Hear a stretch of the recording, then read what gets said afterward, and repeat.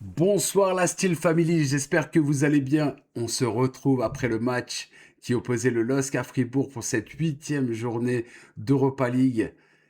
Enfin, enfin, amis Lillois, enfin, nous sommes barragistes. Ah, ça fait du bien, ça fait du bien. J'ai retrouvé le sourire après ces cinq défaites consécutives pour le LOSC. Ce soir, Lille qui s'impose par la plus petite des marges à la toute dernière minute de ce temps additionnel de ce match à 10 contre 11 en plus, enfin à 11 contre 10 parce que les joueurs allemands ont pris un carton rouge en deuxième mi-temps. Que ce fut dur, mais qu'est-ce que c'est positif, qu'est-ce que ça fait du bien au moral. Et en plus, qui de mieux pour marquer ce penalty, Monsieur Giroud qui est rentré en deuxième période. Merci Monsieur Olivier Giroud. Il y a eu du bon ce soir, il y a eu du bon, voilà, par rapport aux 5 matchs, les 5 défaites depuis ce début d'année 2026, les Lillois qui retrouvent le sourire, les Lillois qui retrouvent la victoire, et ça c'est le plus important. Donc on va retenir l'essentiel, la qualification. Yes! Bravo les gars, bravo à vous. Et il faut quand même parler aussi de certaines choses. Voilà, même s'il y a eu du mieux, est-ce que ce sera suffisant face à l'Olympique lyonnais dimanche? Je ne sais pas. En tout cas, il va falloir recruter, monsieur Létang. Ça, tout le monde vous le dit, tous les supporters, voilà, même votre entraîneur, Bruno Genesio, vous le demande. Donc, on espère une arrivée avant la fin de ce mercato, le 2 février à minuit. Pour le moment, il n'y a personne, mais on verra bien. En tout cas, Fernandez Pardo, lui, resitué dans l'axe par Bruno Genesio ce soir, ça a été mieux comparé à ce qu'on voit d'habitude. Voilà, il a certes pas eu énormément d'occasions, mais il a quand même fait certaines différences. Voilà, bon, même si son 1 contre 1 qui loupe en deuxième mi-temps avec cette belle passe d'Aralsal en profondeur, il se retrouve tout seul grâce à sa vitesse face au portier allemand. Et derrière, il fait une passe au gardien. Tu peux pas faire ça.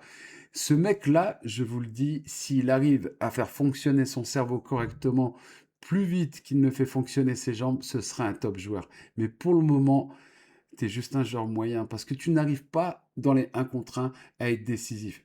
Et tu es attaquant, ton rôle c'est de mettre des buts. Tu veux jouer numéro 9, comporte-toi comme un numéro 9. Olivier Giroud, il aurait tes jambes, il en mettrait 3 ou 4 des buts par match. Mais bon, voilà, c'est comme ça. En tout cas, il a réussi à avoir un penalty en toute fin de match avec cette bonne percée dans la surface de réparation. Voilà, une bonne action de sa part. Derrière, il se fait faucher par le joueur Irier de l'équipe de Fribourg. Merci Olivier d'avoir transformé ce penalty. En tout cas, cette victoire, elle fait plaisir. Mais il y a quand même des joueurs dont il faut parler une fois de plus. Correa, je ne sais pas ce qu'il fout sur le terrain. Vraiment, il me désespère ce joueur. Il n'arrive pas à aligner 2 ou 3 passes. C'est compliqué. Je ne sais pas pourquoi Bruno Genesio s'entête à le faire jouer. Alors que tu as des joueurs comme Diaoun qui, avec très peu de minutes, arrivent à en faire beaucoup plus sur le terrain que Félix Correa. Voilà. Alors vous allez me dire, ouais, mais t'es sur son dos H24. Mais il y a de quoi, tous les supporters lillois pensent la même chose.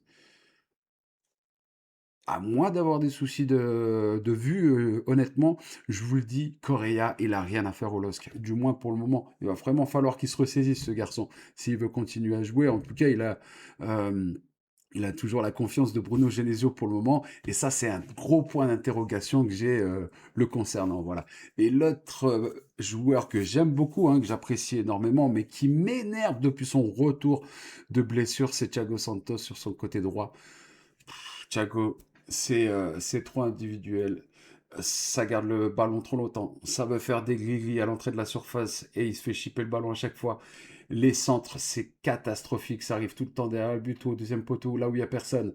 Il n'arrive pas à trouver la tête d'un coéquipier. C'est compliqué quand même de ne pas savoir centrer alors que c'est son job en tant que défenseur droit.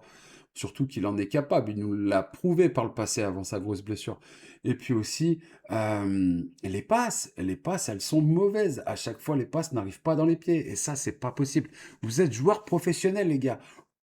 Remettez-vous la tête à l'endroit. C'est pas possible autrement. Vraiment. En tout cas, c'était voilà les 2 flops pour ce soir. Il y a eu des tops aussi, hein. J'ai bien aimé le match d'Aralson. Voilà, j'ai trouvé qu'il avait fait un match cohérent. J'ai bien aimé le match de Benjamin André, bien évidemment. Le retour du capitaine. Qu'est-ce qui fait du bien le capitaine dans cette équipe? Et ça se voit. Hein. Il n'y a pas, voilà, il y a pas. Heu, il y a juste à allumer l'écran, regarder le match de Lille, un match sans Benjamin André, un match avec Benjamin André, bah, c'est pas du tout le même match et ça s'est vu ce soir une fois de plus parce que le milieu de terrain était plus dense, était plus combatif. On a récupéré énormément de second ballon et cetera et ça, c'est très important. La défense centrale qui a joué, on va dire sérieusement ce soir, ça a été cool. Même Berkoser, n'a pas fait de boulette, tant mieux. Tant mieux. Donc voilà, Boady, j'ai bien aimé aussi. Voilà, au milieu de terrain, ça a été très bon avec Benjamin André. Boady, très bon match de la part de Boady. Voilà, après, il y a un autre joueur dans les flops que je mettrais. Voilà, pour revenir un peu sur les flops, Calvin Verdonk. Je ne comprends pas ce joueur. Voilà, je ne sais pas non plus ce qu'il fait dans l'équipe.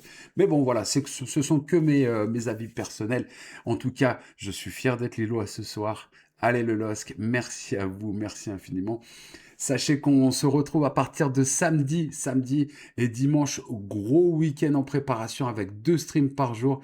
Le premier match, Marseille, l'Olympique de Marseille qui affrontera au stade Vélodrome à 15h, coup d'envoi, le Paris FC, prise d'antenne 14h15 samedi. Et au soir, l'AS Monaco qui recevra au stade Louis II le Stade Rennais, donc à 21h, coup d'envoi, prise d'antenne 20h15. Soyez présents les amis samedi pour la Ligue 1. Et bien évidemment les deux gros matchs dimanche entre l'Olympique lyonnais et le LOSC. Le LOSC qui ira à Lyon pour pourquoi pas confirmer et peut-être aller chercher une victoire, même si on le sait que ça va être compliqué face aux Lyonnais qui sont en forme. Premier, et félicitations à eux d'ailleurs, premier de cette Europa League, voilà, qualifié d'office pour les phases de qualification. Bravo à eux, bien joué. Donc les Lillois qui vont essayer de faire quelque chose à Lyon, ça va être compliqué. Mais on sera là. Coup d'envoi 15h, prise d'antenne 14h15.